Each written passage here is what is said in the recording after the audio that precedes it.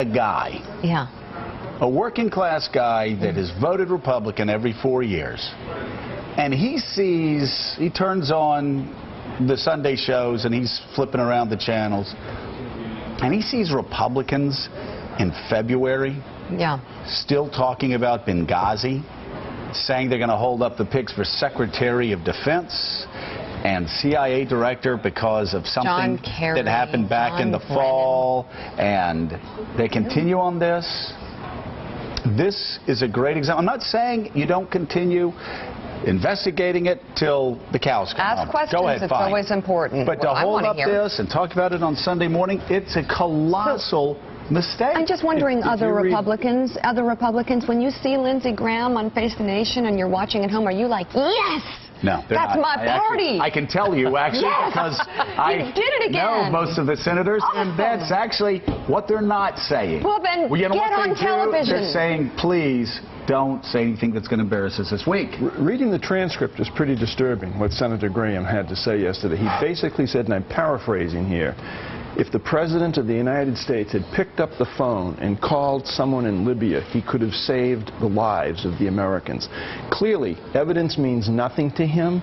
Clearly, the timeline of events means nothing to him.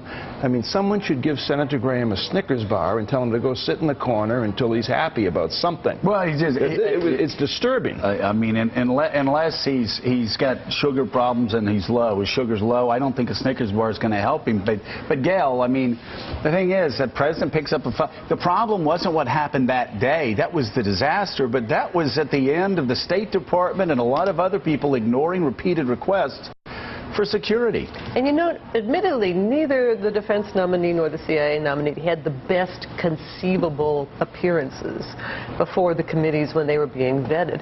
Good way to completely wipe that off the calendar forever. I mean, once the world finds out that the only issue here is what happened in Benghazi and whether the president picked up a phone, this is the best thing conceivably that could have happened to Chuck Hagel, I would say. Oh, yeah. Yeah, all right. The criticism from Senators Graham and McCain follow a blistering attack on Saturday by former Vice President Dick Cheney, who told a group of Wyoming Republicans, quote, the performance now of Barack Obama as he staffs up the national security team for the second time is dismal.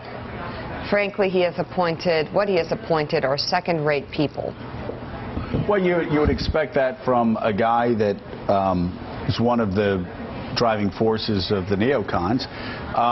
You'd expect him, Mark Halperin, to not like Chuck Hagel for the same reasons I want a guy like Chuck Hagel in, because Hagel's more of a realist, and I think we'll pull back a little bit from this neocon position that not just Republicans have taken, but a lot of Democrats, including, I think, John Kerry. John Kerry likes to use force more than I'm comfortable with. A lot of Democrats do. Yeah, we still see over the weekend anti-Hagel ads on TV, and I think it's going to be a real challenge. I still think he'll be confirmed. I think most people think that, but real challenge for Chuck Hagel and for John Kerry to figure out a way to work with Capitol Hill on a lot of big challenges in foreign policy after all this acrimony. Chuck Hagel has a lot of learning to do. I mean, seriously, you talk about that, Gail. That his performance, I mean, stylistically it was dismal. He looked like he'd been up all night, but he's got a lot of homework to do before he becomes Secretary of Defense. Yeah, and they may need another person for going on the talking shows with Lindsey Graham on Sunday. Yeah, that'll help. I mean, my but what is God. the Republican foreign policy right now? Is it Dick Cheney? Is that what they want out there? Is it Lindsey Graham? Who is speaking for this? They're struggling right now, and they're struggling because John McCain has decided on Capitol Hill what the Republican Party's position is going to be on foreign policy. And I'm not saying that I disagree with him on a lot of things. I think Syria has been misplayed. I think that is a tragedy. I think we're going to look back and there are going to be a lot of questions asked.